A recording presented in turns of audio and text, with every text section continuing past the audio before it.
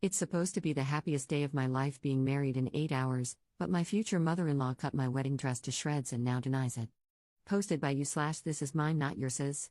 I'm sitting here in my bridal suite bawling my eyes out right now. My wedding party is doing their best to try and find a replacement dress, but I just needed to write this all out and see what random internet strangers can suggest. To make things easier, I'll call my future mother-in-law Karen and my fiancé will be Lee. Lee and I have been together for 5 years and engaged for about 18 months. I met him my senior year of college/his first year of grad school. I met his family a year into dating, and they seemed great. Karen was always very friendly to me, and I never had any issues with her. Lee and I even lived with her and his dad during the entire summer 2 years ago after our adjustment lease was up and we were waiting for our house to be finished being built. There were never any arguments, we had our privacy, and we regularly enjoyed family outings together. Lee and I decided to hold our wedding near the town where we met. I have a friend from college who is from here, and her family has a large estate with an old farmhouse that is the perfect location for our wedding.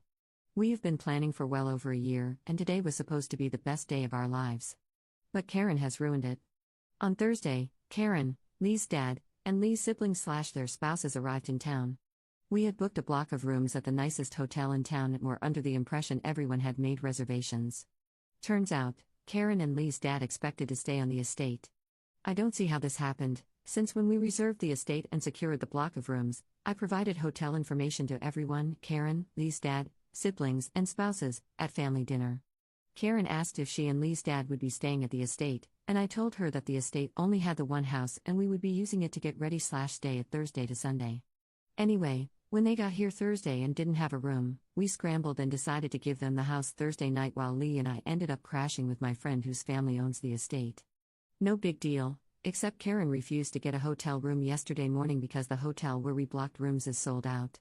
Lee gently told her that she and his dad could not stay at the house again because last night my wedding party stayed here and we were getting ready this morning, and didn't need to worry about Karen and his dad, but he didn't tell her this. So Karen started crying, and I told her I would find another place for them to stay where there would be other guests. We found another room for them at the second nicest hotel in town, got them a larger, corner room, and even covered the costs for last night and tonight. Last night my 4 best friends arrived, and after the rehearsal and dinner, we piled up on the couches, watched movies, ate popcorn, and enjoyed a few cocktails at the estate house. At 8:30 this morning, I was woken up by my mother, who had tears in her eyes. I thought something had happened to my grandfather since he's recently been diagnosed with cancer and isn't expected to live out the rest of the year.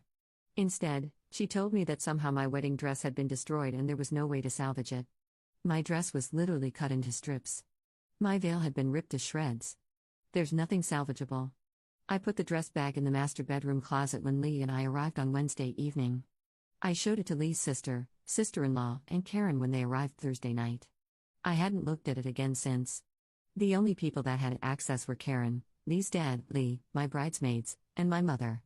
My bridesmaids never went into my room last night, and my mother would have no reason to do such a thing, so it had to be Karen or her husband. I called Lee, crying, and all I could manage to say was, "Your mother ruined my dress," before handing my phone to my mom to explain. Lee was furious. He called Karen, and she hung up on him when he asked her if she cut up my dress. Then he called his sister, and she told Lee he was being ridiculous, saying Karen would never do such a thing. But when he asked her who else could have done it, his sister was at a loss for suspects. My mother, grandmother, and 2 of my bridesmaids have gone into town to try and find a dress. Fortunately, my aunt is a seamstress and should be able to make some last-minute alterations if they find a dress. I keep trying to stay positive, but my beautiful dress, the one I imagined marrying the love of my life in, is gone. And Karen, oh my God, Karen. I don't want to look at her ever again, much less have her be a part of my wedding. I can't bring myself to tell Lee how I feel, and he hasn't asked, probably because he knows what I'm going to say. I know all that matters is that today I'm going to marry my best friend, dress or not. I would marry him in a bathrobe. But I don't know how to focus on the happiness of the day with Karen there. Update 2 days later. I originally posted this to our/relationships, but it was deleted for some reason. Several people told me to come here and share. To share the full story, my husband and I met at university 5 years ago. His mother was wonderful to me, respectful and understanding of boundaries. We got engaged a year and a half ago. We decided to have a sort of destination wedding in the town where we went to college. It's a small town, but my friend from university has a large estate there with orchards and houses. We decided to get married there. My husband and I arrived Wednesday night to stay at a house on the estate. I put my dress bag in the master bedroom closet. On Thursday evening, my mother-in-law, father-in-law, my husband's siblings, and their significant others arrived in town and came out to see us at the estate house. I showed my mother-in-law and sisters-in-law my dress. My mother-in-law and father-in-law thought they were staying at the estate, not with us, but at another house on the property. This was the first time anything like this had happened, and even though I thought I had made it clear they needed to secure their own lodging, I figured it was an innocent mistake. When we booked the estate, we contacted the nicest hotel in town to reserve a block of rooms. We informed everyone at the same time during a family meal. I provided contact info for the hotel, and my mother-in-law asked about everyone staying at the estate. I told her that space was limited at the estate and left it at that. I now realize that I should have specifically told her to get a room in town, but she also knew that my bridal party was staying with me Friday night so we could get ready there Saturday morning. So, when they arrived Thursday, my husband's siblings and their partners had booked hotel rooms, but my mother-in-law and father-in-law thought they were staying on the estate. My husband explained that wasn't the case, and they were shocked, so we decided to give them the house for the night and crashed with my friend, whose family owns the estate. We did this because the hotel was fully booked, and as late as it was, we just wanted to take the easy way out. That night, my mother-in-law refused to go to a hotel because she didn't want to be somewhere without other guests. We ended up finding them a bigger, corner room at the second nicest hotel in town, where there were other guests staying, and we paid for it. I thought everything was fine. Friday we had the rehearsal, and afterward the girls and I hung out, had a few drinks, and watched movies. Yesterday morning, my mother woke me up at 8:30 and was in tears. She had gone to get my dress to let it air out, and it had been cut into strips. It was cut in 4 sections, from top to bottom, and my veil had been ripped nearly in half. The only people who could have done this were my husband, my mother-in-law, my father-in-law, or my bridal party. So I called my husband, and all I could say was, "Your mother cut up my dress," before handing the phone to my mom. Fortunately, I composed myself enough to talk to him a bit and allowed a few people to go into town to try to find a replacement dress. I tried really hard to stay positive. My husband called his mother and asked why she ruined my dress, and she hung up on him. Then he called his sister and told her what happened. She swore their mother couldn't have done that, but when asked by my husband, couldn't suggest another culprit.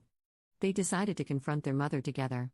Since a lot of people had a problem with it on my original post, I told my husband not to come to the estate house. We had planned a special first look, and I didn't want my mother-in-law to ruin that as well. So the outcome of all of this is that my husband told his mother she was not allowed at the wedding. She proceeded to lose her mind. Apparently, this was alarming for the family, as this was entirely out of character for her. However, no one tried to force my husband to change his mind, which made me feel better about going ahead with the wedding. Just in case, we asked a few trusted friends to keep an eye out for her and my father-in-law during the celebration, but they didn't attempt to come. My father-in-law also said they would pay for the ruined dress and the replacement one purchased yesterday.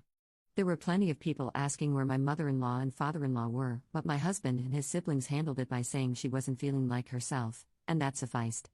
This morning, my father-in-law called, congratulated us, and apologized for my mother-in-law's actions. She wants to apologize, but I've refused to speak to her. I need to calm down and just relax. My husband and I are at the airport waiting for our flight to go on our honeymoon, so I hope the next week is enough time to get myself together. Second update 20 hours later. So many of you have reached out to me, and I couldn't begin to respond to all of the comments. But please know that I have read every single one I received and that I appreciate all of the kind words and congratulations. This will be another post I cannot reply to, as I am, hopefully, minutes away from boarding a cruise ship. Some of you suggested a doctor's exam for my mother-in-law. It's not needed. We found out this morning she has a brain tumor. She and my father-in-law were keeping it from the family so as not to take away from our celebration. They were going to tell us and the rest of the family when we got back from our honeymoon. This is why my father-in-law was so quick to apologize and offer to cover costs. While he wasn't aware of what had happened, he knew my mother-in-law had been displaying some odd behavior over the past week. Without giving out too much information, my mother-in-law most likely cut my dress because she thought she was working on it. Given the way it was cut, this makes sense. I still have not spoken to her, but she did send me a lengthy email apologizing for her actions, admitting she did this despite not fully remembering, and telling me she understands if I never speak to her again. She did not ask me to forgive and forget or to apologize for how I feel and not what she did. I never in a million years would have thought she could have done this, but the process of elimination ended with only her. Also, to better explain a few things about her and my father-in-law staying Wednesday night, my mother-in-law did not show out that evening. She seemed completely confused and thought they were staying at one of the houses on the estate. Now, knowing about the tumor, this explains her confusion that night and her strange behavior and attitude Thursday and Saturday mornings. My husband and I decided to go ahead with our plans at both my mother-in-law and father-in-law's request. Both my husband and I wanted to go back home immediately, but my father-in-law said there's nothing we can do about the situation, so we should just try to enjoy ourselves and worry about the rest when we return. I feel terrible about this, and I seriously hope she'll make a full recovery. Also, for those who felt I should be out for blood, I won't lie, I wanted her dead at several points on Saturday morning. But she was absolutely wonderful to me the entire time I've known her. We even lived with her and my father-in-law for an entire summer while our house was being finished, and she never once crossed a boundary or was anything but kind and loving. But I do want to make it clear that if she weren't going through this medical issue, I would never have seen her again. Nor would she ever see any children we might have. Oh, another common question was why my father-in-law stayed with her and missed the wedding.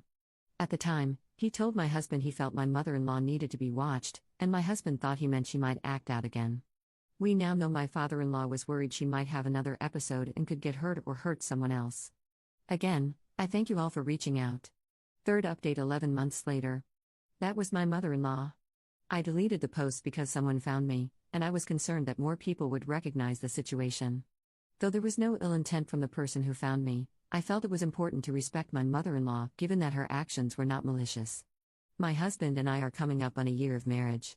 I have no more bad thoughts about my wedding day, which I am thankful for. We are currently in the process of moving my father-in-law into a retirement community closer to us. He tried to stay in the family's house after my mother-in-law passed, but it was too painful.